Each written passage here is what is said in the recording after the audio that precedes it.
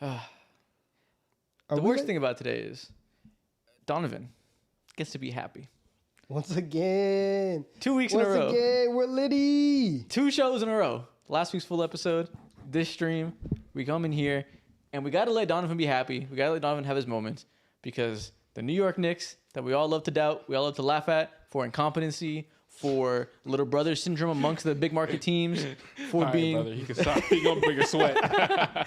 For being just inadequate compared to the hype they get as the staple New York team in the biggest market. Today's the day you guys be happy because you guys actually did something good.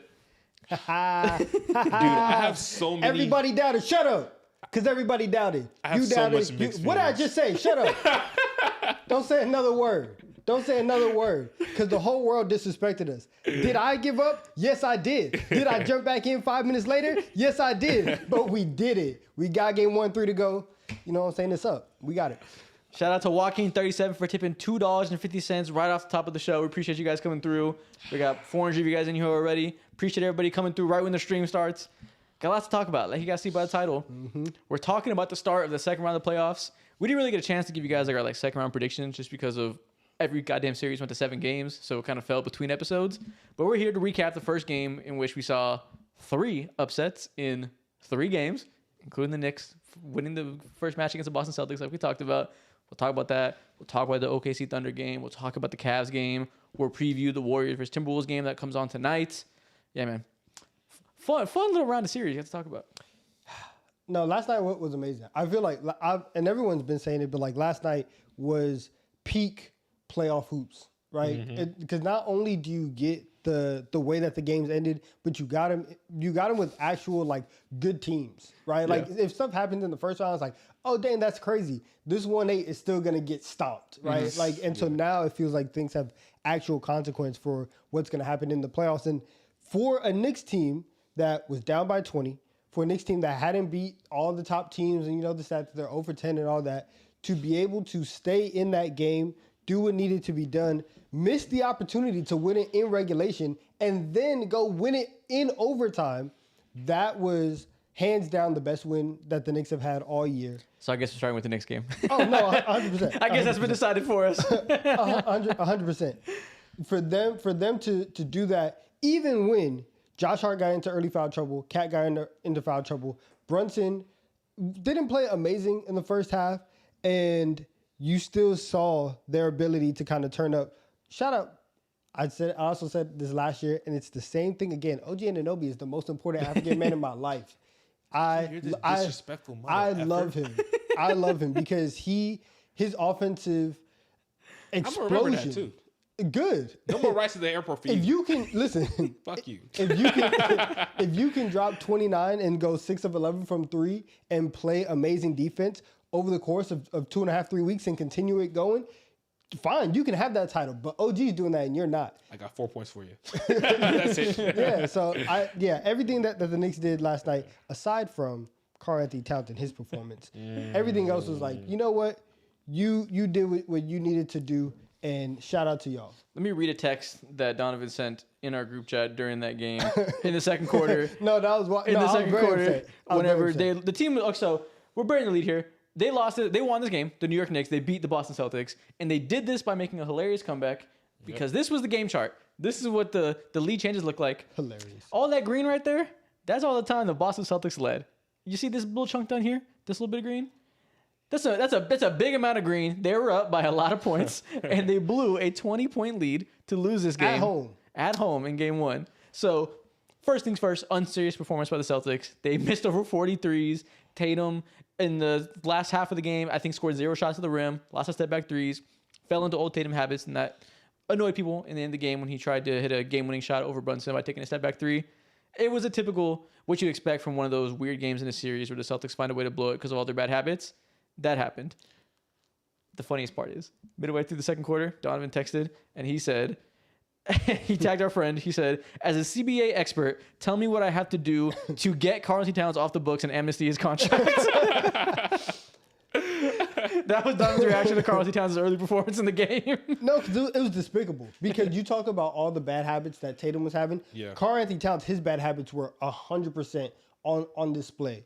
The shot selection, the fouling, the being out of position. The Celtics did a very, very good job early on in that they knew we can get Karl Anthony Towns into these actions and we can attack him every single time. And they were able to do that. They were able to get him into foul trouble. And Cat, he can't move laterally with Jason Tatum or with Jaylen Brown. If they get by him and he's trying to make a play at the rim, his hands are going to be in the wrong spot. He's going to get a foul. And so Mitchell Robinson had to come into this game a lot earlier than what you thought. We saw Precious Achua minutes in game one because of the Karl Anthony Towns foul stuff and because Mitch can't make free throws and the Celtics started to do, the hacker whoever strategy. But that was one of the reasons when way back in August and September and you are having like your that's a Raven moment where you're psychic and you're looking forward and you're like, I can already see what it looks like in the second round of the playoffs when Cat is in these situations. And the Celtics did a good job. And then at halftime, they're like, what if we just didn't do that again? Right? What if we just didn't exploit that to the same way that we did in the first half? And then that kind of set a whole bunch of things into motion for them to lose that game. Hey, Mo. What's up? Can I tell you something? What's up? Celtics in 5. We're fucking right here. Who cares? I don't know. For the first time ever, this is hilarious. I am so perplexed when it comes to the outcome of this game. Of course, it's fuck the Knicks 24/7 all day, every day. But even bigger than that is the Boston Celtics. Fuck them too. We witnessed them miss a historic amount of threes. What was the number? 46? 45? 45. Disgusting. That is a hilarious choke job that we witnessed. It would have been 46, but Jaylen Brown didn't even get a shot off. Tragic. We're probably never gonna see this happen again. I don't want to say in NBA history, but for at least a very fucking long time. Yeah. And to see for another 3 days, like they're gonna put up 73s in game 2. This is how they operate. Yeah, again, this is how they operate is the best way to phrase it. Yeah. This happens. Sometimes the Celtics are known to troll. That's why early in last playoffs when they were, we knew they were this dominant team that had their best season by far after adding KP and Drew.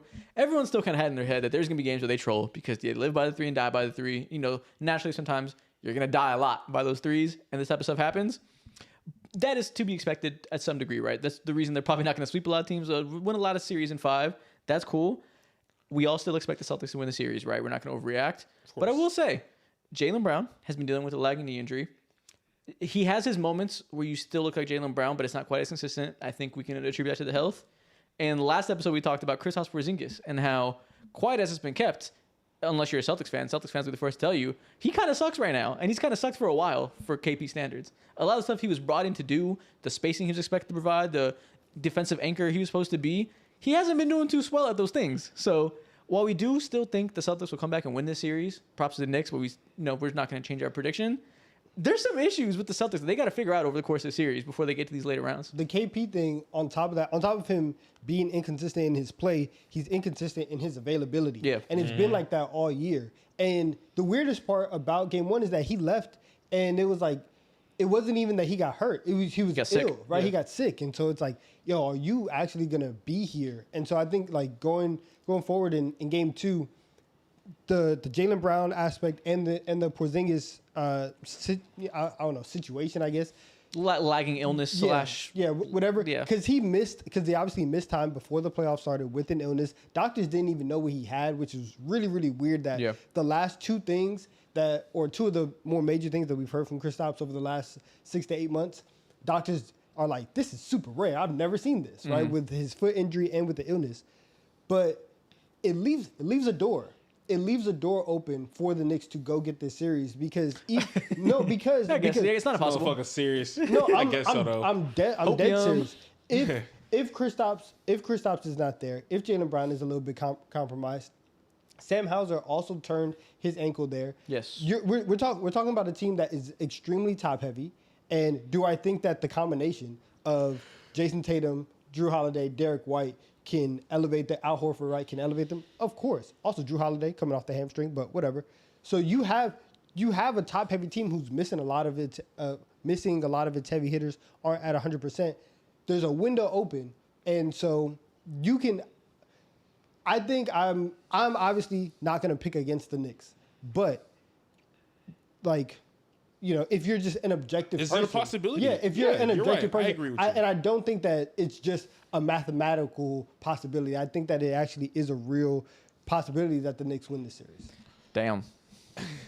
I got bad news for you. It just feels like everything had to go their way, bro. You escaped a cat disaster class. How? I thought it wasn't possible, but hey, because it's the guy's name, aka Jalen Brunson, he made it fucking So why possible. don't you flip that? I've seen a lot of this though, but why can't? So everyone's like, oh, the Celtics missed X amount of threes. Tatum was doing this, Tatum was doing that. These are things that we've seen from the Celtics before, and have we? We've seen them once every 6 games, and then they dominate the other 5 out of those 6 games. Have we not? Okay, so we've seen that before. We've also seen Karl-Anthony Towns in the series prior shoot almost 50% from 3. So you do have that.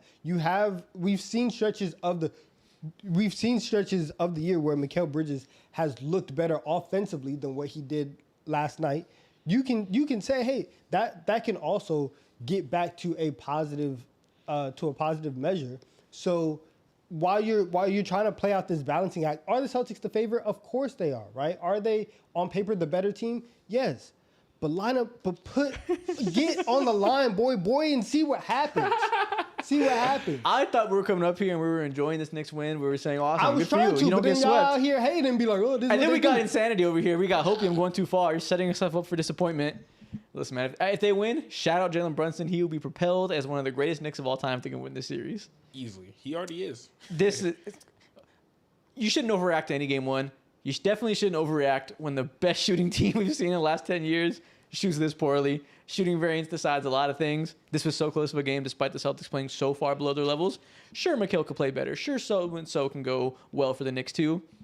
The chasm of the difference between their average performance versus what the Celtics did is a lot smaller. The Celtics were so far below their line. I think there's always a balancing act with these game 1s from a team at top seed that beat their first round series early. They had a lot of time off. There's always a balance between is it going to be rust or rest.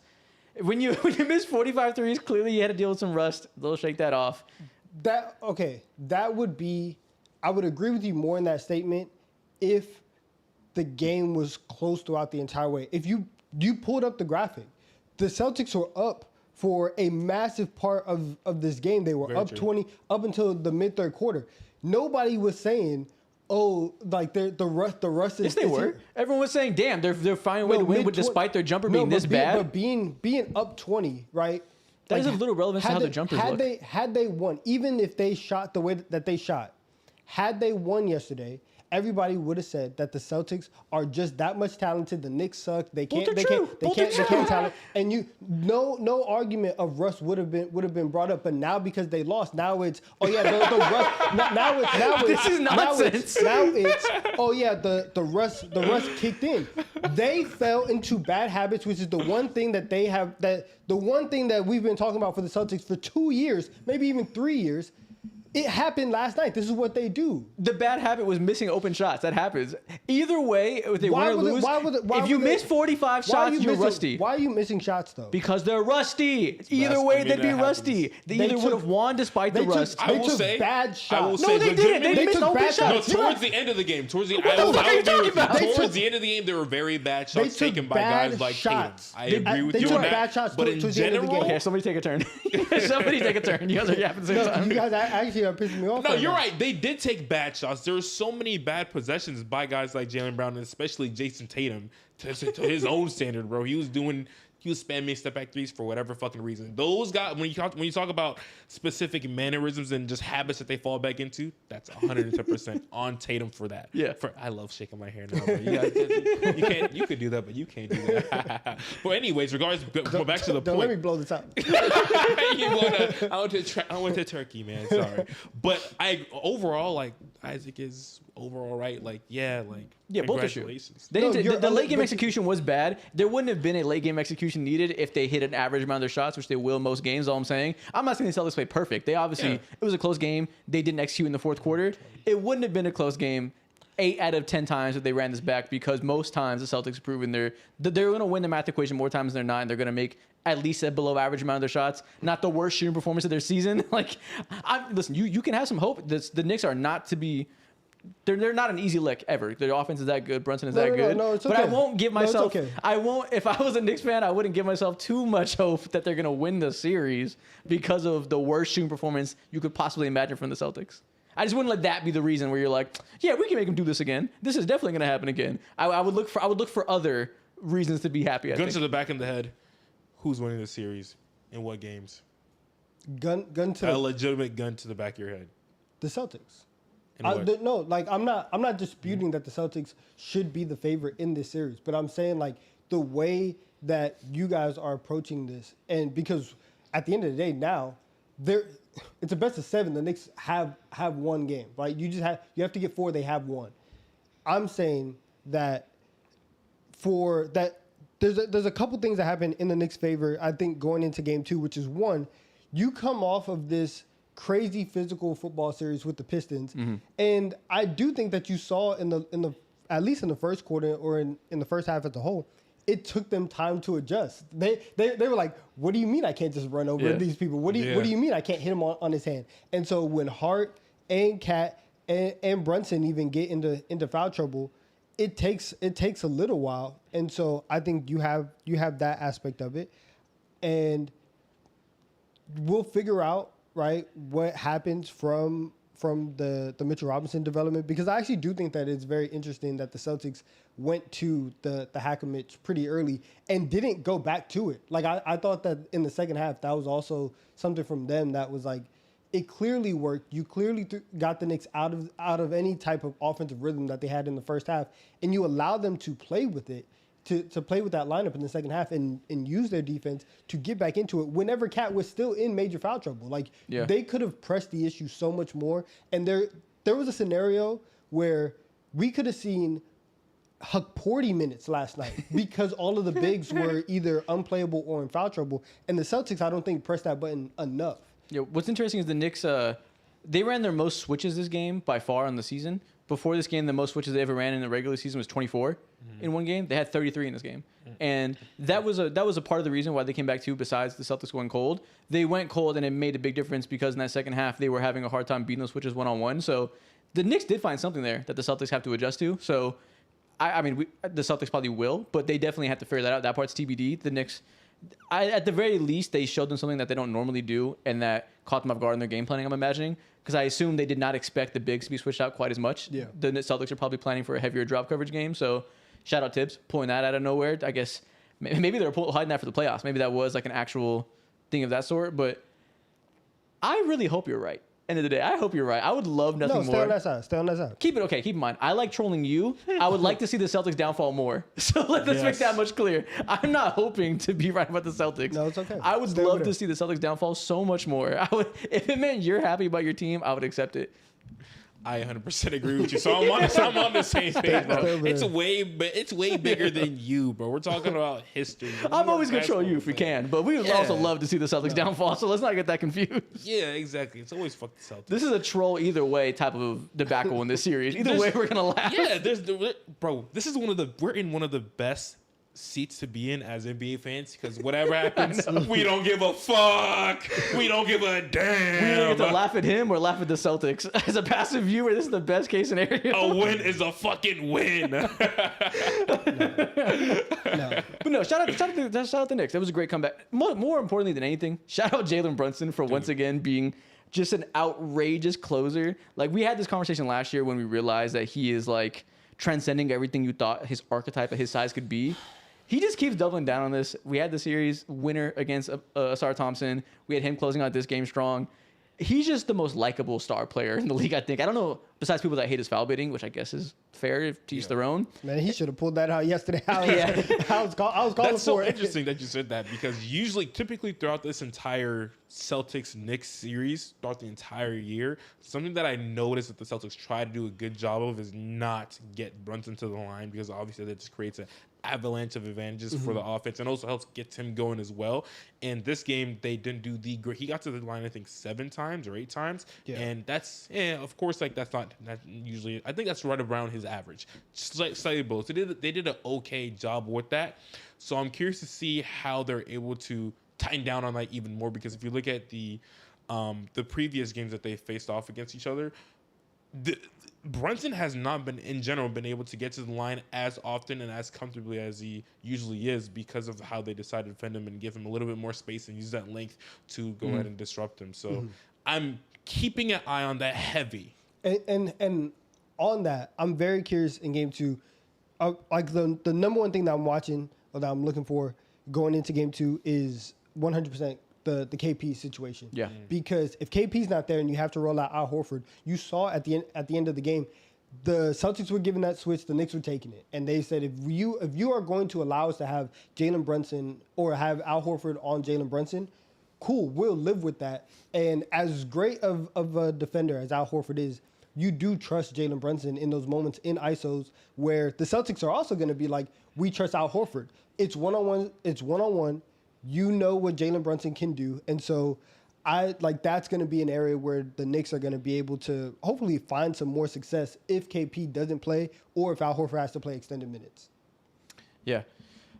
I'm glad the Knicks are going to at least make this a fun series because, like, even you were not excited to see how you were scared how this was going to go. At least they gave us something that we can, like, all 3 of these series, thank God they're going to be close because it felt like on paper it was going to be a lot of blowouts, or at least not blowouts because they're all good teams, but it was going to be a lot of series that we didn't have there wasn't a lot of questions on who's going to win it on paper, Yeah. So let's move on to another one that now we have a lot of questions about. OKC Thunder versus Denver Nuggets. This was the funniest meltdown I could imagine and probably the most frustrating for Thunder fans because we saw the OKC Thunder pretty much dominate for 3 quarters, really 3.5 quarters, 43 minutes. The defensive activity was insane. Alex Caruso played out of his mind. Jokic 8, but outside of that, they had a double-digit lead for most of the game. And then Jokic just went God mode. Jokic scored like 10 straight points in a fourth quarter run. And then Mark fucking Dagnall decided to do the most hilariously unethical series of fouling up 3 that bit them in the ass, gave them karmic debt. They lost the game strictly because of Mark Dagnall's decision to foul up 3 too many times. And then Chet fucking Holmgren looked like George Hill at the line. It was a hilariously comical meltdown. I never seen that man so much paler in my life. He was scared shitless. It was like it was such a jarring meltdown to go from for 40 minutes we were like, okay, Thunder came out strong. The rest they look spry. Alex Caruso looks like the load management worked. He looks amazing. He's playing full minutes now and flying around. Shout out him. Was going down too. And then the flip fucking switched. Yeah. And then Jokic. The level, like, so much is being made about the Mark Dagnall mistakes, fouling up 3 and the Chet misses.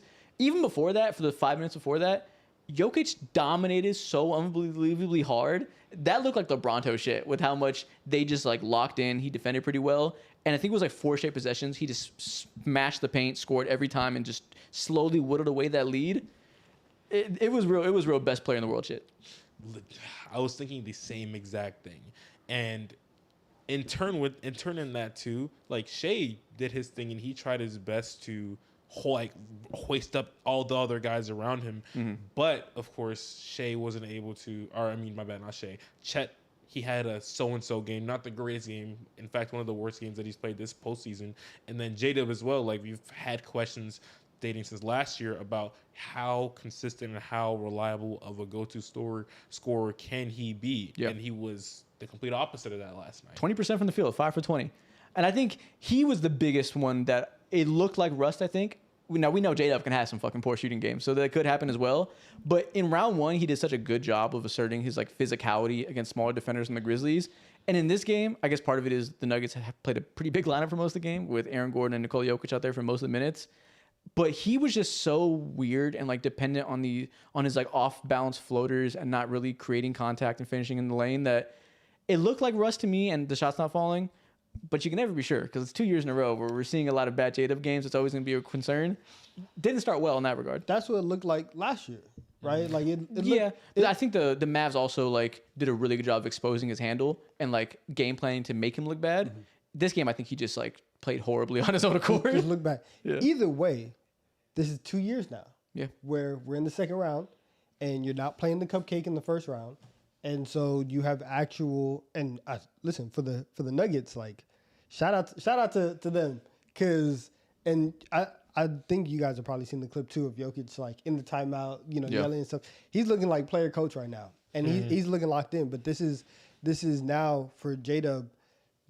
I think we all talked about him as one of the biggest X factors for the Thunder because you knew it was going to come down to this, and so it does suck because everything that everybody said about the Thunder all year in terms of inexperience, in terms of are they really like that? Is J-Dub really like that offensively?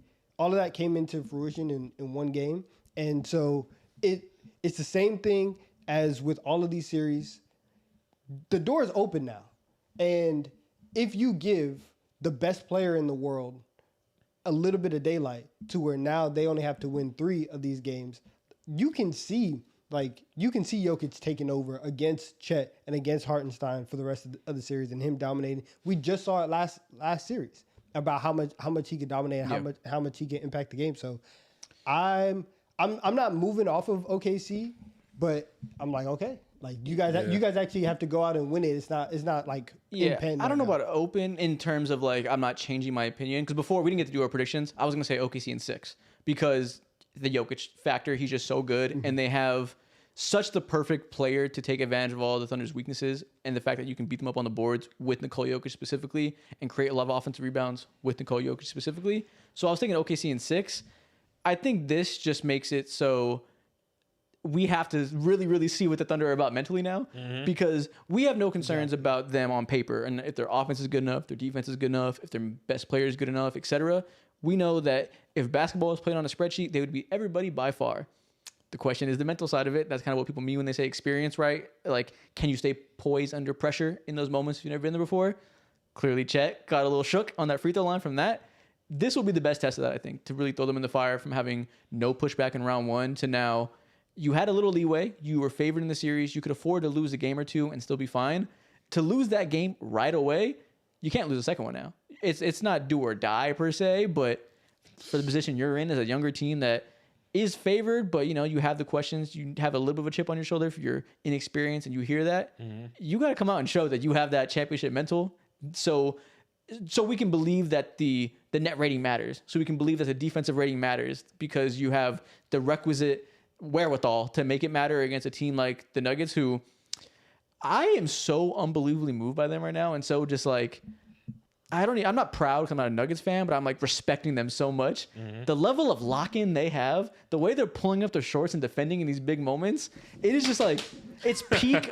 Whatever it feels like 23 because it like kind of whatever like championship material means, whatever it factor means. It feels like I'm watching it every night. They have that to the highest degree. Yeah, I feel like in 2023, like there were so many moments where down like that 5-man lineup that they had, you would get to the fourth quarter, and if the game was tied or if the Nuggets had a small lead, it's like all right, they got it because they were just gonna out execute you offensively, and the fact that they can do it on both ends, right? Obviously, offensively, they're always gonna do it because Jokic is there and the right play is gonna be made.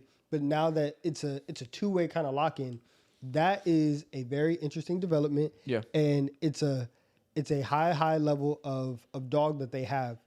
I'll overreact right now and I'll say that if the Nuggets go up 2-0, they got it. Well, yeah. I would be very scared if they went up 2-0. I agree. Yeah. That wouldn't be overreaction. That would be, oh, fuck. Losing both games on the home court, that is not a good place to start from.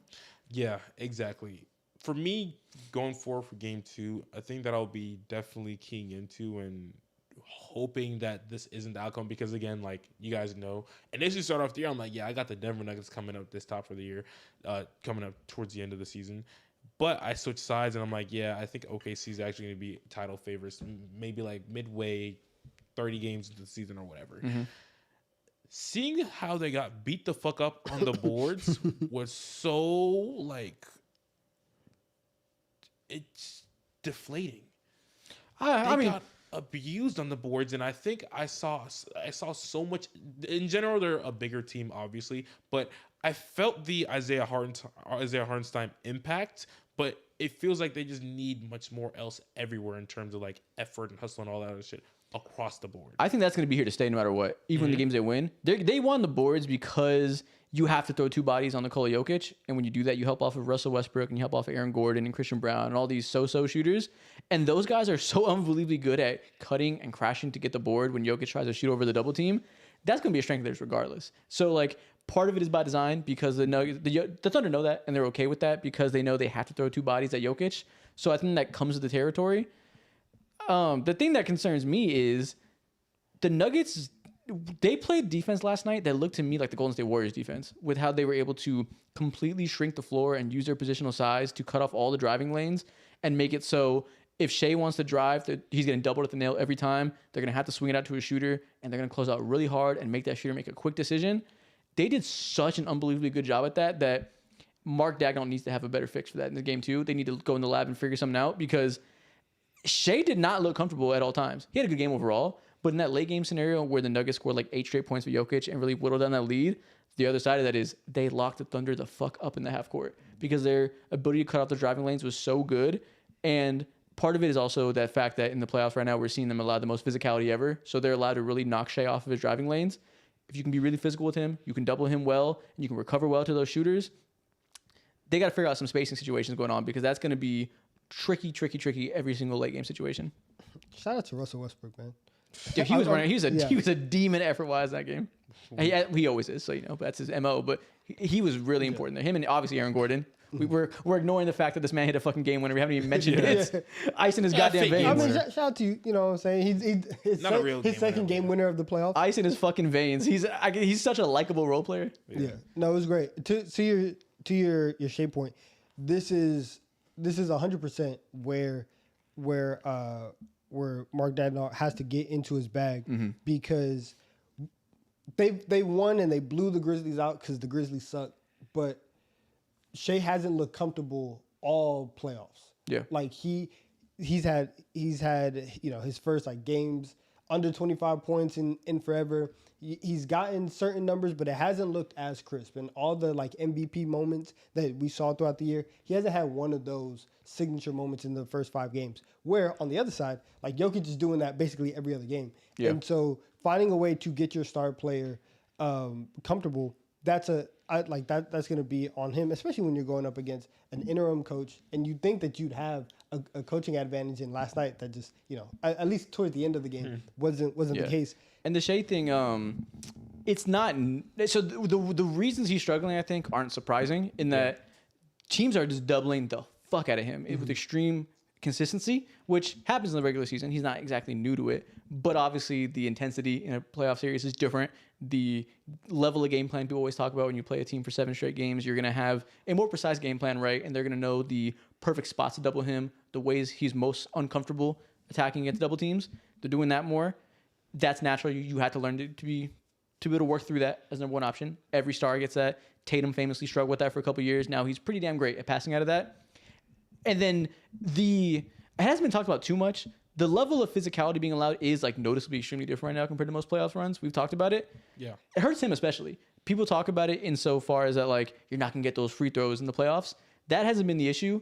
The issue is his driving ability is so predicated on angles and his ability to like slither around people that if they're able to hand check him, it really throws him off his rhythm. And that's what he has to adapt to, I think. So it's like a mixture of 2 things that come with the territory of being a superstar that I think we all think he will adapt to it or at least can. TBD, he has to figure it out. This is what comes with the territory. You have to be able to adjust to new coverages in the playoffs. And they just flipped the switch. Like there's a middle level of like normal playoff intensity that they just 100% skipped. And now it's like you're playing game 6, game 7 in the NBA finals every single night. Yeah. And so, that's going to be crazy, especially in this game, which once again, they haven't played anybody because the Grizzlies suck. And so you haven't had to really, really get deep in your bag because before you look up, you guys are up by 25. Yeah. Right. He hasn't had to really go and use, his 5th best move and take a counter off of that move to go get a bucket. Like it's definitely an adjustment. So we will see. Yeah. If you want to get credit for being an MVP, being a top 3 player in the world, you get to that regular season. These are the moments you got to prove that it translates to the playoffs, right? Like it's the exact time that he kind of like solidifies himself as that. And this is honestly a great test because the Nuggets are doing an extremely good job at that. And it works both ways too because Jokic is getting hounded. They're fouling the shit out of him every play. They're also doing the same thing. OKC's an incredibly physical defense. And he's done know what he's done? He's done a fantastic job at foul baiting. Something that Nuggets fans have screamed for him to do to be more unethical. He was so unethical in the second quarter, getting Chet and Isaiah Hartenstein into foul trouble on purpose. He did such a good job at that because he's a seasoned veteran that has learned to cope with that physicality. Yeah. You got to see the other side. You got to see Shea also learn how to figure out ways to get around that. Game 2, who you got? I would hope OKC. I would pray OKC finds a way to I'll go. win. I'll go with the Thunder. They did the things that they also like normally do in terms of like they turned them over so much. I think they doubled them up on turnovers. They were able to You're right. They had like 18 turnovers. Right, they were able to get points off of those turnovers, and so I think like that's something where even as great as Jokic was last night and all the lock-in, slapping the floor that Denver did, the defensive pressure and the strength for OKC this season has always been their defense. It's always been the fact that they have elite perimeter defenders and they can go and say, Caruso, you come out, we'll put somebody else in. And they just have this factory of guys that they can roll out. That's not something that I feel discouraged about in the least. And so going into game 2, I still expect them to put a lot of pressure on the perimeter for Denver, and they're going to be able to get turnovers. They're going to be able to get out and get points off of that. So it really is, even if Shea doesn't have an amazing game, which if Jada has a bad game and if Chet is just so, you can have their regular defensive pressure, and let's say Shea goes up 5%, I feel good about them winning it. I mean, I feel good about them winning it as long as Mark Dagnall doesn't do the stupidest coaching decision of all time. That too, yeah. So, like, at the end of the day, like, I'm not unconfident in the Thunder now. They have to lock in and show us their championship material mentally and win game 2. So the pressure's on and they have to answer it. That's TBD, right? That's not a guarantee. But if you're confident beforehand of this series, I don't think you should be less confident now. I think you should be noticing that it's harder now and they have no margin for error. But again, they were winning for most of the game, and then I can't over exaggerate how fucking stupid what Mark Dagnall did was. No, it was dumb. They had 11 seconds left on the clock, and he started fouling up 2. What's to be gained if you foul them every single time the ball comes in with no time off the clock? At that point, you're just like taking turns shooting free throws in perpetuity forever until somebody misses. You're not running any time off the clock. All you're doing is injecting an opportunity for randomness. Fouling up 3 is smart, but also you have to combine that with losing time on the clock. If there's 2 seconds left, always foul up 3. If there's 11 seconds left, play some goddamn defense. It doesn't make sense to do it at that point, that early. I compared it on Twitter to the J.R. Smith game 1 shot, fuck up from 2018, where he didn't know the clock. It felt like that level of mind slip to me, where that just didn't make sense at all, and he just completely like froze. Don't do that, and you win the game, and it's a very different conversation right now. And add on top of that, Jokic was out the game. Yeah, that part too. Jokic was out the game. The Nuggets didn't have any timeouts. They weren't going to be able to get Jokic back into the game unless the Thunder stopped the game, and they said, we will do that and give you as much time as you need. You silly. Want him in? You want him in for how long? We got you. So like that was the major blunder. End of the day, J-Dub sucked. Shea was good, but not quite as amazing as he was in the regular season. Still good. He had damn near a triple-double. We're kind of framing it like he had a bad game. It's just not to his MVP standards, but he was still good. Chet blew 2 free throws, looked like a deer in headlights. None of that would goddamn matter if Mark Dagnall just had regular baseline clock management and did it completely soil his pants. Like, it was that level of meltdown that, like, everything else that came because of that can be traced back to the fact that he pretty much lost them the game. Yeah, I can agree with that. Their AI-led offense failed them last night for sure. And I feel pretty good about them coming back and bouncing back in game 2 because, like you said, nothing was wildly uncharacteristic. Like, of course, like, Shea is facing just a different level of defense, and there's some uncomfortabilities in his game, but still within that, like you said, he put up like a 30-point triple-double damn near, so his game is still what it's going to do. Alex Caruso gave them like 20 fucking points, insane 20-point game last night, and also had like fucking 5 assists too or whatever. He had 5 threes as well. Played ridiculous.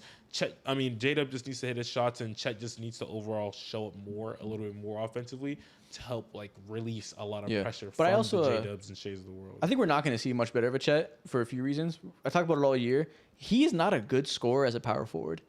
They're kind of so in this series they had to play him power forward because it's goddamn Jokic. You got to play the double big lineup and pray you cannot get destroyed in the interior. So you have to do that and deal with the downsides. Chet is good as a scorer when he's against 5s because he can stretch him out and has a little bit of a quickness advantage against most 5s, like he would against Jokic. He would create some good jumpers. when he's playing the 4, he is not strong enough to exploit smaller guys. So you're not going to see big scoring games with him in this series.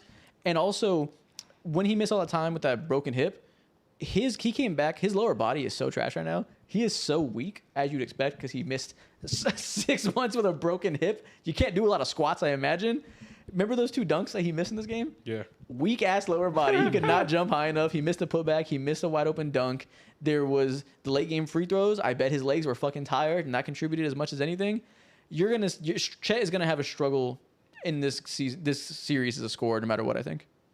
Unless he just, the threes fall, it changes things. But that's the main thing for me personally. Like when it comes to him and his mobility and like gliding to the rim like he casually does, not necessarily can't hold you to those expectations, but bare minimum, just like hitting your shots, your set shot specifically is needed, and there's no excuse for that. But I think defensively, he looks still pretty good in this game. Obviously, Jokic went fucking beast mode. He got them both in foul trouble, beat up both those bigs.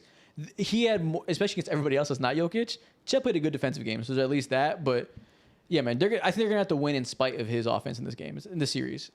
J-Dub has to be the guy to be that second star because you're not getting it from Chet when he has to use all of his energy to defend fucking Nikola Jokic. Broken hip is so crazy. Yeah, it really is an insane injury. To break your hip and to come back and not just be like, older person. Like if you're 30 and you break your hip and you're like, man, I'm just trying to learn how to walk again. Yeah. You're playing professional basketball on the best team in the league, being asked to be one of the best defenders in the league after you broke your hip. Like, it's crazy. At the ripe age of like 21, 22 Yeah, is insane. And you had to defend Nikola Jokic with twig legs because you couldn't work out for 5 months. Like, bro, I'm going home. And he was already at a disadvantage too because his legs are his legs. Ain't nothing to do about it regardless. Missed 6 months of a bolt because he can't put on any size of peak. Like these ages, right, is the peak time where you are like putting on size, adjusting to NBA physicality, and to have somebody who already missed an entire season, have 1 year and 1 off season, and then basically miss a majority of this year as well.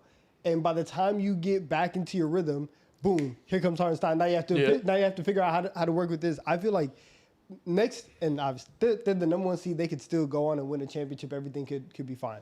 Next year, it's going to be a similar situation, probably to what we saw with Darius Garland this year, where, oh yeah, you actually get a full offseason to rehab this crazy injury. Now you're just going to be better from start to finish. Because from the jump, those first 9 games, Chet was looking different. Yeah. He was looking crazy. And then he broke his hip. So I'm very curious to see after the offseason what he looks like next year. But, it comes to territory. Everybody gets hurt and has to deal with the downsides. We've been critical of everybody in there. Not everybody breaks their hip. It is a bad injury. But so I would say it's on the team now. It's on Mark Daigneault to realize that Chet's still going to be a good defender. Offensively, there's give and take. You're going to have to play into Hartenstein as a finisher, play more into J-Dub, not ask too much of Chet. Like, this is what he's paid for. This is why he won Coach of the Year last year. Yeah. This is why he's heralded as an elite coach. Time to show up, Mark, because this is a series that requires very good coaching, because even though you have a just immense talent advantage up and down the roster, Nikola Jokic makes up for a lot of that. Yeah. You know what's the dumbest conversation that I saw last night on Twitter after this game? People were saying, oh, man, the Wemby conversations are over, bro. Chet and Wemby conversations, I can't believe you had those talks. The most dumbest shit I've seen in a very can't say in a very long time, but some of the most dumbest commentary and takes that I've seen from this game. What do you mean? Who had Chet and Wemby talks? Like people comparing the two. Yeah, but like, and like, did anybody really think TD and like Dirk Nowitzki type? I guess Thunder fans probably said Chet's probably better than Wemby, but did anybody really believe Chet was gonna be better than Wemby? Was that a real conversation? I think they were not necessarily in the same tier, but in like a similar class of players. I mean, it's like if Chet defensively, for sure. Defensively, for sure. If Chet's playing the way that he played for 9 games, cool, right? Where he was averaging 24, getting four blocks, right? There was that 10-game stretch where we were saying the DPOY is Chet's. However, again, we haven't seen that in a whole year. And Wemby, while Chet was out, like this season really has been a disadvantage for Chet, because while Chet was out, Wemby was out here ascending and taking massive steps offensively. He was looking great defensively as well. And now that his team is better, you're going to start hearing that stuff. Like, people are going to realize how good Wemby is, and obviously, Yeah. we're not turning this into Wemby Glaze right now. Yeah. All right, now we got to talk about Cleveland versus the Pacers. Some news just broke that the game's going to start soon. We'll tell you about it. But first, let's read some donations. Shout out to Ive Avocado for tipping $15. Shout out to JT2501 for $3. Paradox for $3. Celtics in 5 for $5. I'm throwing that $5 back. Carlos for $3. Appreciate you. Shout out to Dark Lobster for $20. Appreciate you a lot. Shout out to Elsa OZT for $3. Dark Lobster for another $5. Appreciate all y'all, man. So, we talked about 2 straight upsets in game ones in which teams that we thought would walk through their conferences got beat at home. Turns out there's a third team that we also thought would walk to the conference Here go finals. one more for you. Here go one more for you. They also lost. The Cleveland Cavaliers lost to the Indiana Pacers in game one. The Pacers being a team that we all respect. We don't expect them to beat the Cavs, but we all say, you better be on your goddamn toes because the Pacers are not to be fucked with. They're going to make you execute and play your game well. Mm-hmm. Turns out Darius Garland wasn't there game one, so that made things muddy. And then the Pacers just outplayed them in game one. Game two is about to happen. We have news that Evan Mobley, Darius Garland, and DeAndre Hunter are all out for game two due to injuries. Holy fuck. It's getting scary. Those 3 players from It's their getting fucking line scary. from the rotation, bro.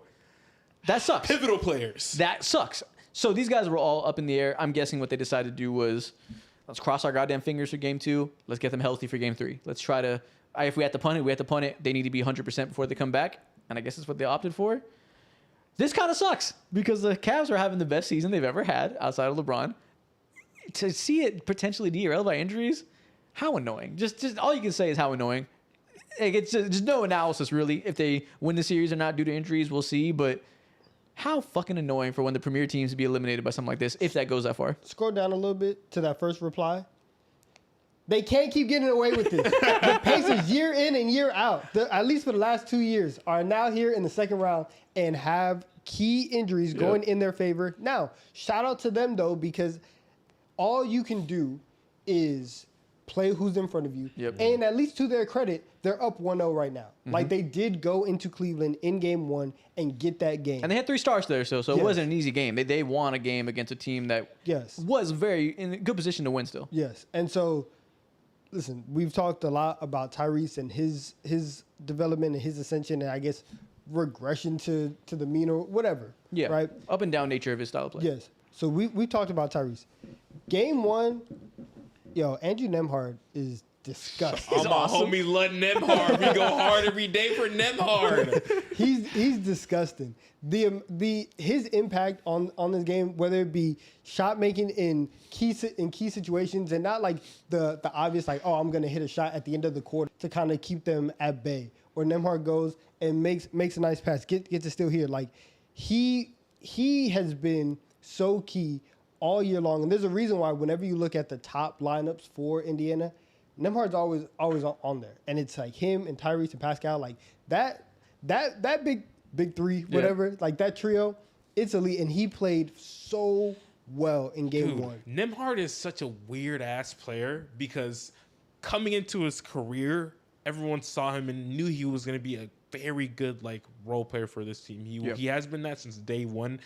Up until now, obviously, but he seems like one of the NBA's like latest playoff risers.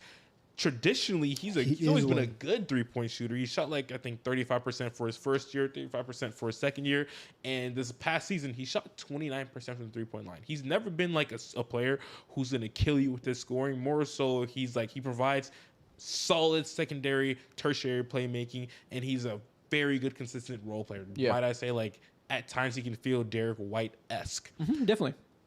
That's a good comparison. Like, there's only so many players in the league that can be your main point of attack defender, hit a three, and create, like, as a point guard a little bit. Mm-hmm. Derek White, Andrew Nemhard, Jalen Suggs, I guess Dyson Daniels, if you want to give him that with the creation jump. Mm-hmm. Outside of that, can you name anybody else that fits that mold? Like, it's so unique and so valuable. It's rare. It's rare to have all those things and also be able to like still be one of the best defenders, the best perimeter defender on the court at all times. Yeah. And so seeing him just like rise and shoot 45% from 3-point line, the Pacers just have so many weapons. They have so many weapons that can easily glide into 16, 17 points a night. And Tyrese Halliburton's job is it's not easy, of course, but for him, he makes it look easy because he's the one conducting all this shit, and their offense just flows so effortlessly. Yeah. We've talked about it a lot as of late. The Pacers are just so disciplined and just so consistent in their approach. We talked a lot early in the year about when Tyrese Halliburton was struggling and they went to this like more lower usage of him, I guess you can say egalitarian, spread out the ball offense. And when Tyrese Halliburton was playing poorly and it seemed to adversely affect him, we were like, what are they doing? That feels, if Tyrese can't play this way, then that's going to, your ceiling's just lower. Mm-hmm. He adapted so long ago. He's back to being really good and finding his flow within this. Now you're seeing it pay dividends. You see why Rick Carlisle elected to make them play this way. They're not dependent on one star player. They're not even dependent on 2-star players. They're dependent on 5 guys that all create and all have a role. It gives you such a high floor that here you are. You get, I guess, quote unquote, lucky with injuries. You're going to take advantage every time. You're going to win the game if the other team's undermanned because you are going to simply play your game. And if the other team isn't in tip-top shape, ready to play their game at the highest level, you're probably going to beat them 5 times out of 6. Yeah, and obviously you don't want to see the injuries on Cleveland's side, and it does give Indiana a great opportunity to go up 2-0. Mm-hmm. I still think Cleveland. So I'll say this: I'm picking Indiana tonight. I picked them before before this game and before all the other guys got hurt. But D. Mitch, and you saw it in Game 1. D. Mitch and his playoff rising and his ability to just say, I'm just going to take over the game right now. It was on display in Game 1. Yeah. And you are going to see that tonight. Like, you're going to see him put up a lot of shots, carry the offense, put the team on his back. And there were so many stretches, specifically this one, where the Cavs eventually took the lead, where D. Mitch going to the rim, putting pressure on the rim, not knocking down shots, right? When his off-the-dribble 3, like a lot of stars, but when his off-the-dribble 3 is working, with his speed and his ability to put pressure on the rim, you just got to put your hands up and be like, all right, you got it. So, and everything's fine. Yeah. I wish we had more to say about this, but it's really just like, we'll fucking see what the Cavs can do before the stars come back. Like, it's just unfortunate. Not much to be said about a team that's going to be playing with half of their star players. We've been handicapped with these conversations. Ty Jerome legacy game today. Yeah, if they win, it'll be a D-Mitch legacy game probably. He's had a lot of good playoff moments. If he does it again, he has those spry legs. They kind of manage his minutes throughout the year. You're seeing him play better because of that. Hey, D-Mitch, if you have a 50-point game in you, tonight would be a good night to give it. They need it bad. And fourth series of the second round, the one that we obviously haven't seen yet, that starts tonight. Golden State Warriors versus Timberwolves. I guess we'll just start here because this is one we can actually finally give a prediction to because it hasn't started yet. Who's winning the series? Man. I'm going. I don't want to say it, but I'm going with the Timberwolves. And so I agree. Yeah, it's tough, but I agree. It's a sweep. No. I'm saying like here, like I agree. Timberwolves. Yeah. And I at the most basic level, Houston was a tough matchup for Golden State because not only did they have an elite defense, but they didn't have anybody who could score. Minnesota has a good defense, and they have somebody who can score. And so, like, on that very basic level, the games that the Rockets won, it was because Jalen Green stepped up and got 38. Fred VanVleet stepped up, and his 3 was falling. And so whenever you had a perimeter player actually have a really good game, then Houston was able to capitalize on a lot of the weaknesses that Golden State had. If you turn Jalen Green and is like, let me go from Jalen Green to Anthony Edwards, that jump in itself and having that ability, you look at the series and it's like, hey, man, like the Wolves are at a very, very high advantage here. It's so hard to have this conversation right now because these are 2 completely different teams who face each other multiple times, but they face each other when they're in different like phases of their integrations. We saw, I think the Golden State Warriors this season have like a 3-1 record against the T-Wolves. That was before, of course, the Jimmy Butler trade, and that was obviously before, too. Dante DiVincenzo was out plenty of those games. Rudy Gobert, of course, missed some time as well. And on top of that, too, like they didn't have their newfound identity just yet, and things weren't flowing for this team, and they weren't obviously healthy, too. So it's hard for me to, like, find ways with their newfound identity for each of these teams, specifically the Golden State Warriors, though, in this case scenario, it's hard for me to find ways to see how they can legitimately like give the Minnesota Timberwolves issues. Like, of course, small ball is always going to be a thing for them. Yeah, I think it's a big thing. But I'm not sure how much of it is going to be able to really throw the Minnesota off of the game. I think y'all are more confident than I am. I feel like the Wolves have, the Warriors have a chance. I'm gonna go Timberwolves, but I don't feel amazing about it just because there was spurts in that Lakers series where the small ball did work and was able to bog them down. The Timberwolves didn't have an amazing half-court offensive rating for that season. Yeah. For the series. The difference was the Lakers just had no juice at the rim, and eventually it wore them down. They couldn't execute that through the final minutes. The Warriors have Draymond Green. It makes a big difference. They had Jimmy Butler. It makes a huge difference. They have guys like Moses Moody. They have some size there on the wings that they can do a way better, more consistent version of that small ball defense while also going big. Well, big. We'll see what Looney and Post give them. Post looked horrible in that last series. He probably won't look good here either. But if Looney can hang with Rudy Gobert and they can do that small ball in spurts and not have to die by it like the Lakers did, I think there could be a world where that gives the Timberwolves enough trouble whenever they're not seeing it for 48 straight minutes like they did against LA that could bog them down. And to me, it comes down to what Jimmy Butler looks like offensively. Post injury, he didn't have that playoff Jimmy juice or even like earlier in the series season post trade juice. He looks like he's hobbled a little bit. We'll see how that heals over time. If that's going to be an issue, they probably won't win the series. But if Jimmy has an extra level to get to and can provide more offensive value than he did in those last 3 games, that could give them enough to be able to really make that Wolves defense struggle. The Wolves defense is really good. It's not immune. It's like the Thunder defense where we can count them in as being the best in the league no matter who they go against. Yeah. They don't have the perimeter defenders that Houston obviously had or OKC has, obviously. So I do think the Timberwolves are going to win, but if we see some of those things go the other way and we see them struggle against that Draymond Green center defense and we see Jimmy have a good series where he exerts himself physically against some of the smaller defenders in the same way Luka did last year on the Mavericks whenever he was really able to get into Jaden McDaniels' chest, Mike Conley, obviously, Don DiVincenzo, not the biggest guys. If Jimmy's able to get some of his bully ball game stuff off, that could make it interesting because that could really limit the Timberwolves' depth and how much they can deploy certain lineups without size. I think it'll go 6 or 7. I think depending on what version of the Warriors we get health-wise, that'll determine if it does go a full 7. But I'd be shocked if it's like 5 games or anything crazy. I don't know if I would be shocked if it was 5 games, just because at this point we've seen Ant also elevate to a level where it's not only his scoring, but it's his playmaking, it's his decision making. Yeah. That even if the Warriors are doing certain things defensively, he's making easier and simpler reads just to allow the offense to keep flowing, and that is a major step for him. And so if he's going out, he's scoring 27 and still keeping the ball moving, that's massive win for Minnesota. One thing that kind of scares me, and it's not gonna scare me until it presents itself, but in this Rocket series, you saw how physical it was. Draymond Green was madman, right? Normal Draymond Green stuff. However, he picked up two flagrant points.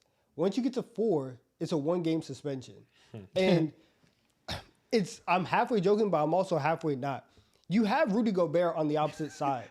And so showing red to a bull. That's what I'm saying. And so I don't know, we've seen Draymond, he slapped Fred VanVleet in the face for no reason the other day.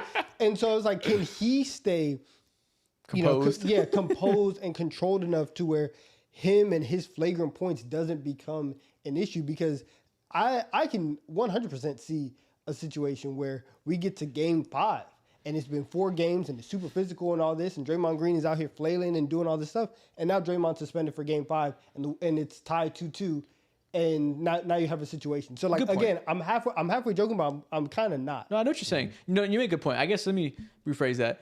If the Timberwolves win, I could see them definitely winning with ease. Now that you're mentioning that, especially because the fact that the series is happening 48 hours after Game 7 of the Warriors playing against the Rockets, and before the playoffs even started, we said whoever comes out of this Rockets versus Warriors series that we all think is going to go 7, to immediately go from 7-game war with these physical teams to whoever plays the second round is probably going to have a little more rest. That's going to make a big difference. Yeah. And the Timberwolves are probably feeling spry. Their legs probably feel fine. They did not have to physically exert themselves that hard against that Lakers team. So that could definitely be a big deal. If it turns out the Timberwolves are able to just physically overwhelm the Warriors, that they have too many small guys that they can poke at. Julius Randle has a great series again. Jaden McDaniels continues his stretch of being the biggest guy on the court, as he says, and exerting himself there. You're right. I can see a world where that just overwhelms the Warriors and the dam breaks and they just get flooded. If the Warriors win, it's going to be a long series. There's no way they flood the Timberwolves. Yeah, I don't know if they're capable, especially at this point in the playoffs. I don't know if they're capable of winning a series in 5. Yeah. If they are, it has to be something cataclysmic has happened for the Minnesota Timberwolves, and they've exploited the living fuck out of Rudy Gobert. And also on top of that too, I do think we're gonna have a much better naturally Steph Curry series. He faced a hellacious defense just a couple nights ago. He talked about how he's never faced a defense so physical compared to when it comes to the Houston Rockets. And now that, of course, like the Minnesota Timberwolves, they have an elite defense, but they're not top 5 or 6. I think they land around like top 7 or 9 for the regular season. And so it's a different type of defense. It's a more interior face defense compared to the Houston Rockets, where they can beat your ass from fucking anywhere. Yeah. And so I think they're definitely gonna find ways to exploit that. And I feel like the series is probably gonna go to 6. Potentially 7. I won't be surprised at all. And there's gonna be so much blood on Steph Curry's hands because of that. So much blood on his hands. Good lord. He's gonna be a murderer. Yeah, this one's hard to gauge because like it's so extreme in its outcomes that like the Timberwolves could dominate the Warriors. That's not out of the realm of possibility. Or the Warriors could do their veteran stuff. It could be Draymond versus Rudy Gobert of old, where we see the small ball give him a little trouble, so it, makes him win on the margins, and the series goes long. Like lots of outcomes here. You can't really feel confident either way. Yeah. But I do think you could probably feel confident the Timberwolves winning either way. So that's why I'm going to them. But I agree. We don't know which version of the series we're going to get for sure. Two biggest X factors in my cases rested. I do feel like Draymond Green and his ability to hold his temper tantrum, whatever, is a fucking major X factor. And also, so is Jimmy Butler's health, because they're not going to be able to get away with Jimmy Butler putting up like 11 points. Like the Timberwolves have way too many options offensively to let that happen. You need to make up space and cover from somewhere. And so Jimmy Butler has to be not like Super Saiyan Jimmy Butler, but can you give me like 17 on a consistent basis? Because you can't afford to anything less than that. No, yeah, you're right. Jimmy Butler's health is probably the biggest swing factor here, because I 100% agree. You need elite second option Jimmy Butler. It can't be going with the motion whatsoever. Yeah. But on the topic of the Golden State Warriors, before we end the stream, we have one more Golden State Warriors related thing to do. I asked you guys to give us your best NBA hot takes relating to the Golden State Warriors, and we are going to rate them from 1 to 10. Chat, I hope y'all cooked, because last week you did not. Yep. You gave us a lot of playoff hot takes a couple weeks ago. They were all related to Kawhi Leonard, and that did not age well. I'll say that. You guys had a lot of hot takes about Kawhi being better than star X, Y, and Z. Tough. So we'll see what you guys did. We got a variety of takes here about Warriors currently, Warriors in the past, Steph's legacy, KD's legacy, Klay's legacy, etc. We're going to let you guys know how we feel with utmost honesty. And chat, I want you guys to also rate these and let us know what you think about your fellow chat members' hot takes. Let's do it. Number 1, we got Kyrie Legion, who said Draymond Green, throughout his peak years, has had more impact on winning than a lot of top 15 players in the league at that point. So I say this to say, is Draymond like a top 10 player in the league for you at his peak? That's the hot take, essentially. It sounds weird, but I'm going to say yeah. Like, he had, as much as Steph like transcended the game with his offense and what he's been able to do with the three-point shot, Draymond Green deserves 110% to be up there as a defensive player in himself, and making, like, small ball didn't start with him, but he like perfected that shit. Yeah. And he is the one who he enabled the rest of the league to begin to start doing a lot of the shit that he does. Yeah, any given year it's tough because let's say the number he said 15. Any given year it's tough. We'd have to actually look to see who the top 15 players were in 2018 or whatever. But to the spirit of the question, I do not disagree. I think it's a W take. I'll give it a 9 out of 10. Well, you guys know how I feel. I think Draymond Green is the best defensive player of his generation. He's one of the best defensive players of all time. The whole idea of people talking now that double bigs is back, small ball's gone.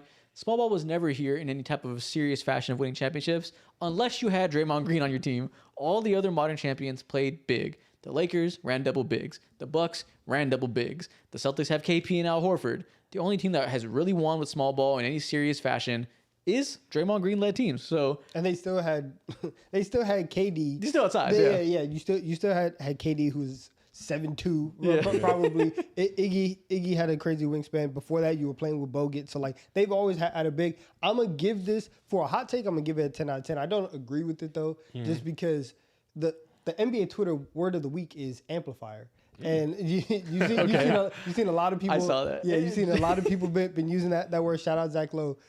And so, like, I think when you fit into that category, like, obviously... you are great. But just from a team building, like we're winning games, Draymond's impact is allowed to happen because he's playing on the floor with Steph. And so, like, obviously, he can go other places and he would still be a really good defender, but he's able to be maximized and amplify everything because of that situation. So I'm not going to give him that necessarily, but listen, shout out to you. It's pretty bold, though. Yeah, I view Draymond the same way when I hype up Chet Holmgren and why I'd rather have him over certain guys who are first options on their team. They're the bucket getter, they're the playmaker, whatever. Amplifier is a good word if we're going to use that. I would a lot of times rather have the guy who's going to be my defensive anchor, best defensive player in the league any given year, and make everybody better offensively with their role player skills that serve to amplify people and make them better with the floor spacing, with the passing, etc. Draymond Green is probably the most extreme version of that in NBA history. Like, he is the amplifier. Defines that. He is the definition of an amplifier. Yeah, and I value that greatly. I would rather have that than a guy who can masquerade as a first option that will get you exactly nowhere. I'd rather have that over a Bradley Beal or whoever it may be that can go out and get you 30, but it will amount to jack shit. Give me the goddamn amplifier. Bradley Beal just in Cancun chilling, having his pina colada, bro. Yeah, I don't. So yeah, tap to you in the chat said mid on ball options. Exactly. Give me the amplifier over the mid on ball options every time. Yeah. Next up, winning one more ring will put him, Steph, that being Steph, above Magic Johnson as the GOAT point guard. Do you think with one more ring you're gonna put Steph in top 5 all time combos, putting him above Magic? Those conversations are very, very hot.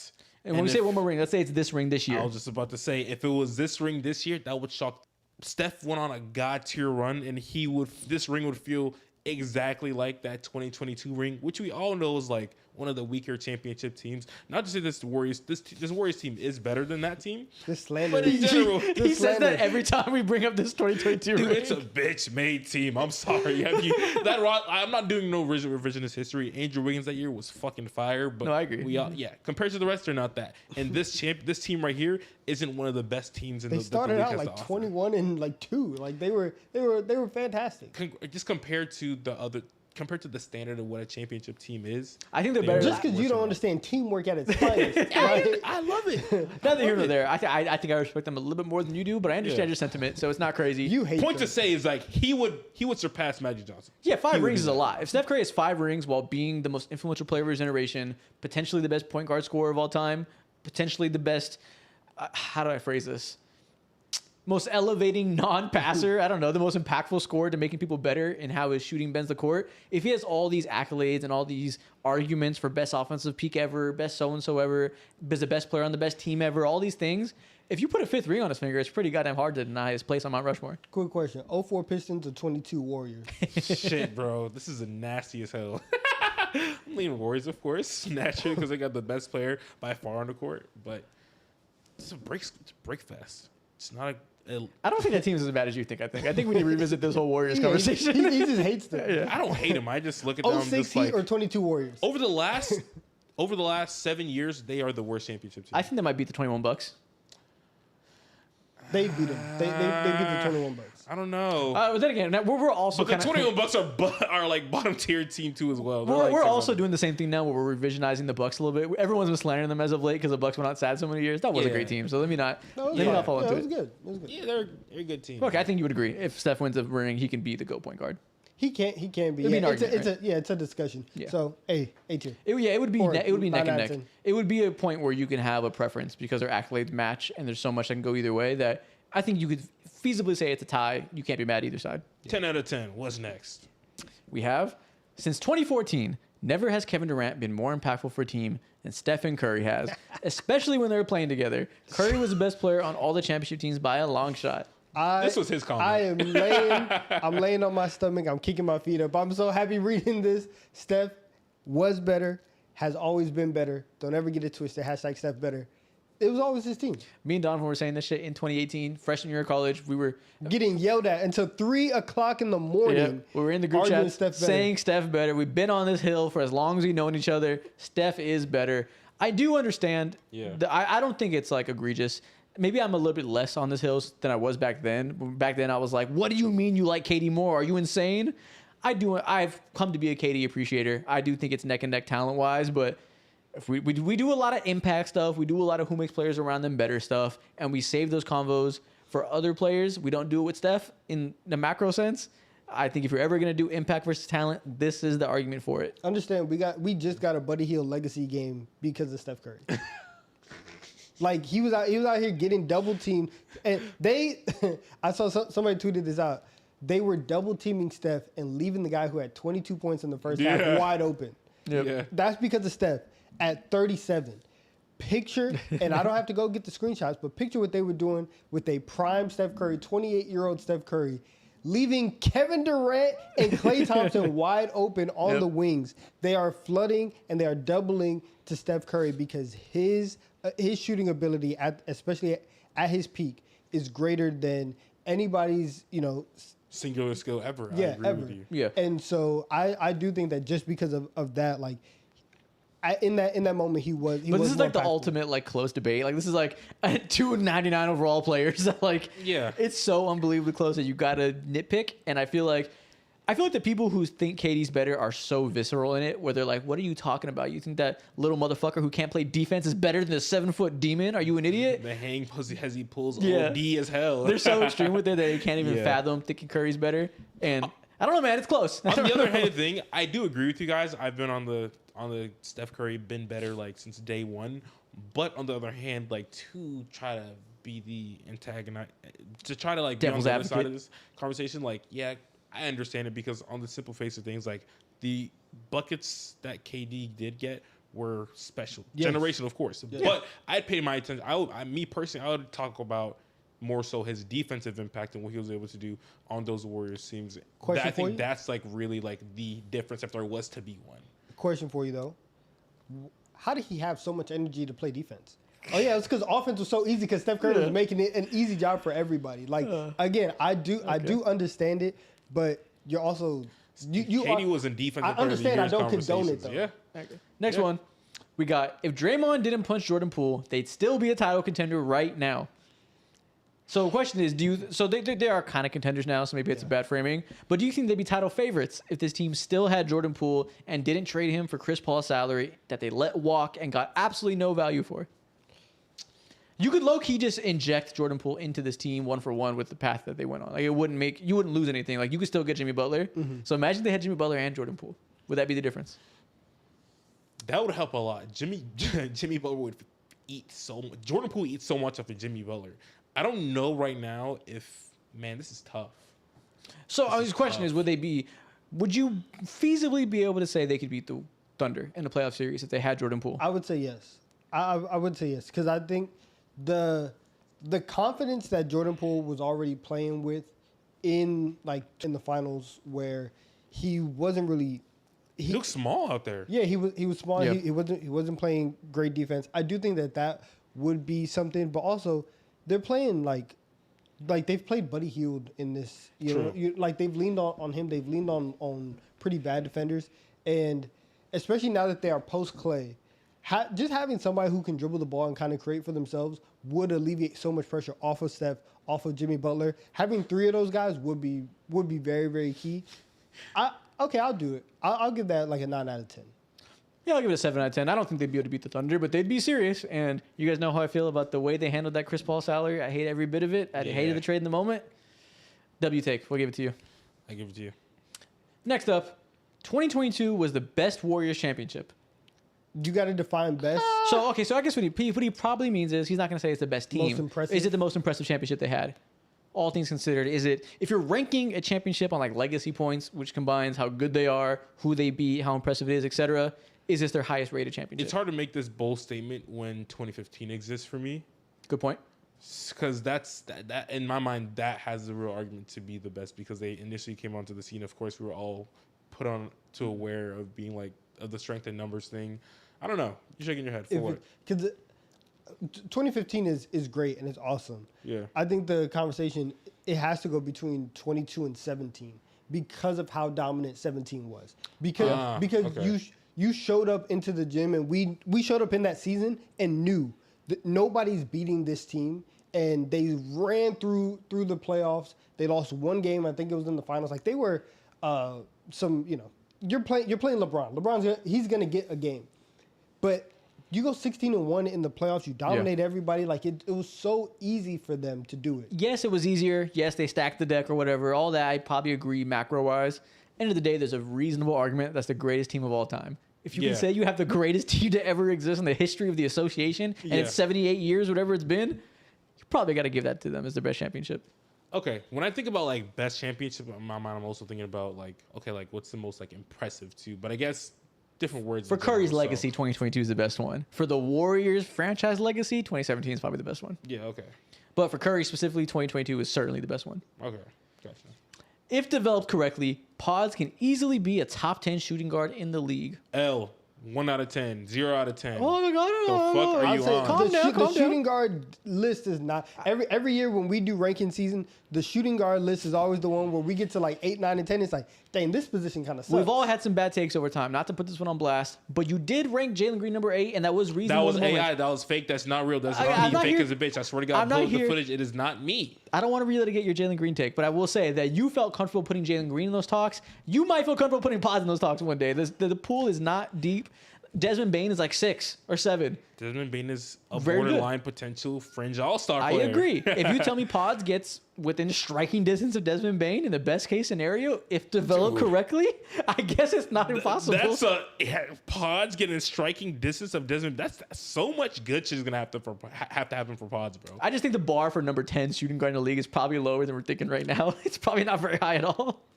Man, I don't know who I put at 10, but like, I'm looking. Oh my God! might have been Jalen Suggs. Right now, so 6 through 10. You're 6 through 10. This is last summer. Yeah, last summer. 6 Levine, 7 Caruso, 8 Beal, 9 McCollum, 10 8 Dante DiVincenzo, 9 Jalen Green, 10 Alex Caruso. Hey, this is a W take. This man can certainly be as good as Devin Vassell one day. Listen, it's lofty. I don't know if I'm predicting it. But if you want to tell me in the best case scenario, if you get the best version of Pods development, he can be the 10th best shooting guard in the league and be as good as Devin Vassell, I believe you. Yeah. Mine, just for the record, 6 Caruso, 7 Reeves, 8 Malik Monk, 9 McCollum, 10 Zach LaVine. This man can be as good as Malik Monk, I promise you. Oh my God, Herb Jones, I need you to come a fucking live next year, bro. Dyson Daniels, please prove it to him once again. Holy fuck, save me. Ranking season is really the Wild West, man. I know, this summer, everything changes so crazy. fast. JP Talks 101 says, if Curry had been traded before he became a superstar, the Warriors still would have won at least 2 championships. Not gonna lie, brother. One of the stupidest takes I've ever heard. I hate this. Dummy. We've had too many good ones. I'm sorry, JP. We've had a lot of W takes up here. You had to be the sacrificial lamb. This is the first L take of the episode. Big L. I know what you're getting at. Maybe if they got Kevin Durant and it was Draymond, Kevin Durant, Klay Thompson, Andre Iguodala, they could still win one. They'd probably never get close to signing Kevin Durant if they don't have Steph Curry there to attract him. L take. Yeah, he's going to Boston. If Steph is not there, he's not going there. Nope. I agree. Sorry, JP. Corey Green says, Steph is one of the most skilled and complete players ever, easily. And then a bunch of other stuff. He gets more specific. But do you think Steph has an argument for the most skilled player of all time is the hot take. The most skilled player of all time. Typically, when you hear this conversation, people just immediately think about like bag work. They align Kyrie's name into it. They align Allen Iverson's name into it. But Steph probably like deserves to be at the very top of that conversation simply because think about being so insanely good at one thing. People think about all your other skills as like secondary. And like even his aunt had it. You look at every category of player that matters: defense, passing, dunking, finishing, scoring, shooting, whatever. They all have a variety of mixture of athleticism and skill. Shooting is the one I think that is entirely skill. There's like hardly any element of athleticism in the traditional sense. And he's the best ever at this thing by far. That is entirely skill based. That alone gets you there. Then you get into the off-ball movement and how that's a skill. The cardio, the playmaking is still good. He can still do on-ball reps. He's a very good finisher. Has the vintage high off the backboard. He's a good finisher. He has defensive traits that are good. He's not just a cone. He's far from the worst defensive guard of his generation. A lot of other skills. A very well-rounded player. It's not ridiculous. When people think about this, they think of the guy who has the best combination of mid-range jump shooting and ball handling. That's typically what it comes to for most people. I think Steph has as good of an argument as any of those guys. I agree. All right, we can go. Yeah, we can go skilled. I'm stopping at complete. Yeah, I didn't say that for a reason. He's not one of the most complete players of all time. But skilled, I think to be complete, you gotta have a ton of athleticism to be one of the most complete players. Yeah. You can't be and it wasn't all like his fault, but he was the weak point on the defense. Like you can't have that for like half a decade. And You almost have to be really tall to be one of the most complete players of all time. Like, Yeah, it's forced. I mean, it's no. I mean, it's no shock why like all the greatest players of all time are literally bulletproof, and there's nothing that you do about it because they're naturally fucking bigger. So Yeah. it's natural. and being complete, being large is part of it. Exactly. You have to be in this sport. Steph Curry easily peaks higher than Kobe Bryant in their best years. Fuck. Now, easily is disrespectful, but you guys know how I feel. We had this argument last year on our Great Debates episode. I'm of the opinion that I'm taking 2016 Steph Curry over any version of Kobe, me personally. Is it easily to you guys? I think easily might be dramatic, but you know where I stand. I'll say this: I'm gonna throw this whole take in the trash simply because they used the wrong there, and so I'm not gonna. I'm not gonna address this. I'm getting out of this one. T-E-R-E. Taptio Treviso, C. you were not hooked on Oh my God, phonics. I just spelled that wrong while looking at this. He's actually in the chat. Taptio, you were not hooked on phonics as a kid. You used the wrong there, and therefore your take is disregarded. Oh my God, Tatio, what is going on right now?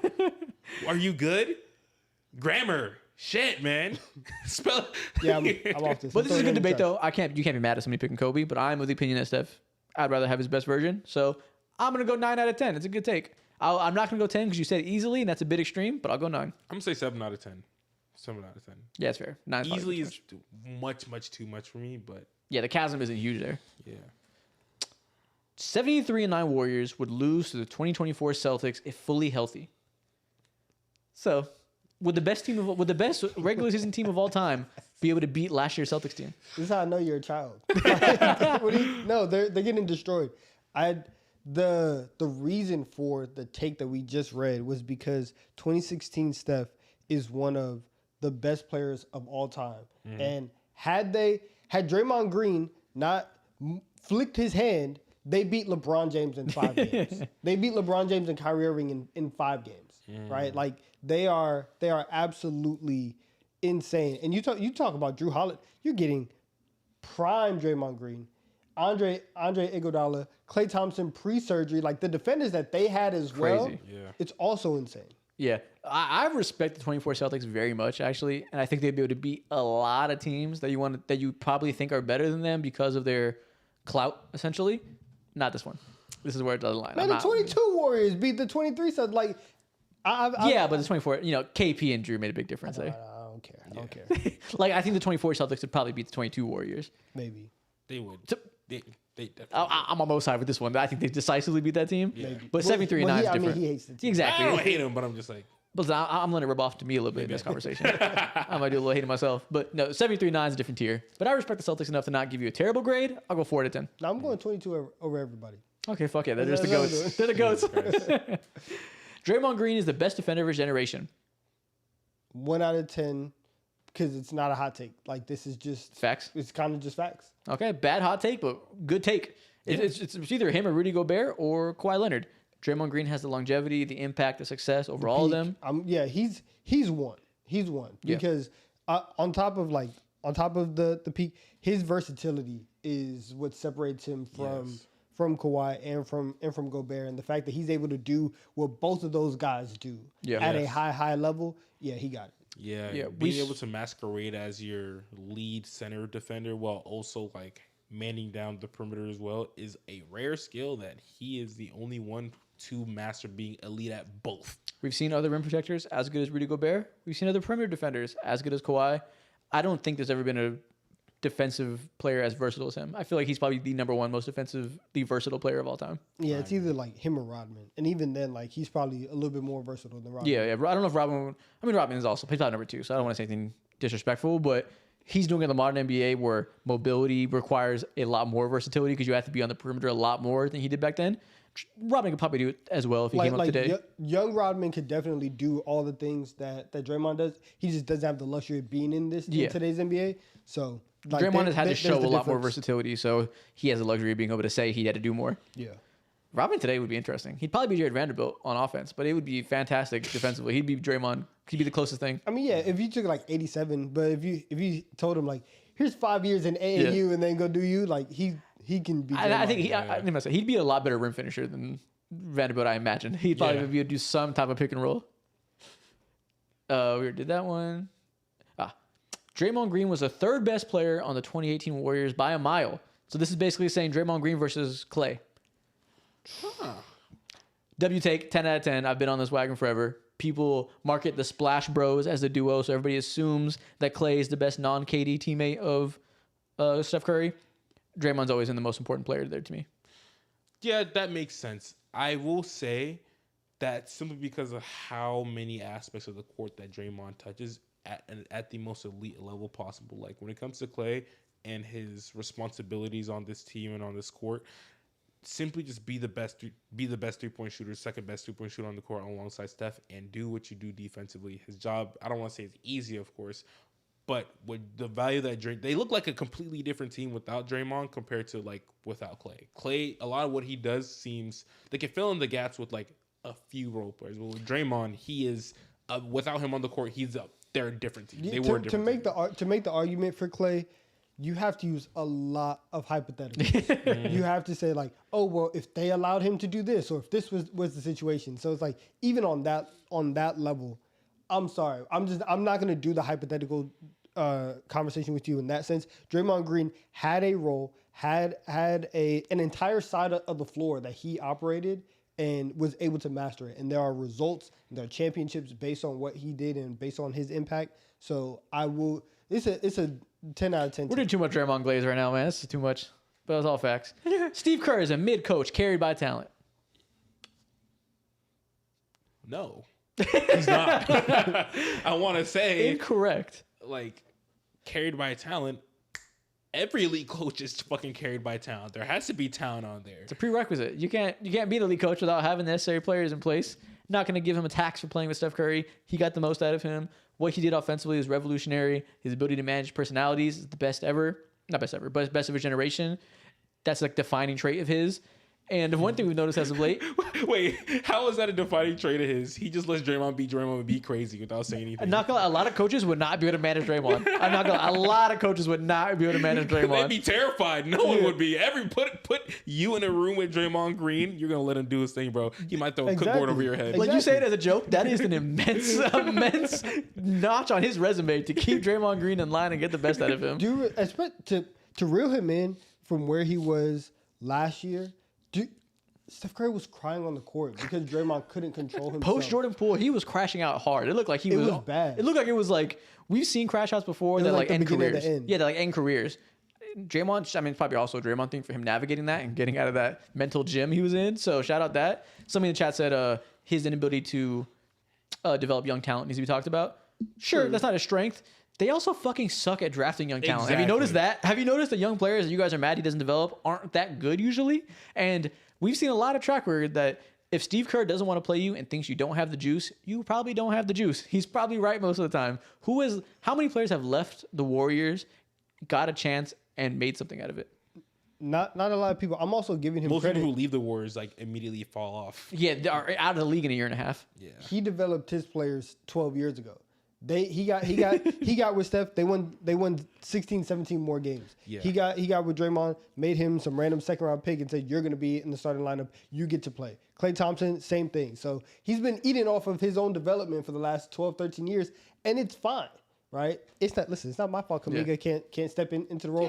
Yeah, whatever. Last one. The 2016-2017 Warriors would get smoked by the 96 Bulls. I think you're smoking. That is the only smoke that's going on. You're correct. Yeah, in any context, smoked is kind of wild. Yeah, I mean, in case you can't tell, we are a very prime Warriors podcast. We are big Warriors respecters, so you're not going to get a good response out of us for this take. I'm going to give you an L.